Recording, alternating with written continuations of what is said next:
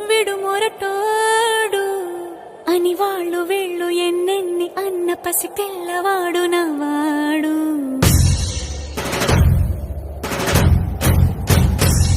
విడు ముండోడు అని ఊరు వాడ అనుకున్న గాని మహారాజు నాకు నవ్వాడు.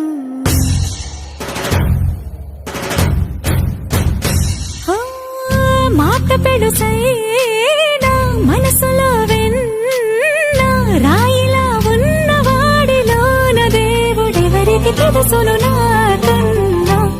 సూసేకి అగ్గిరవ్వ మాదిరే ఉంటా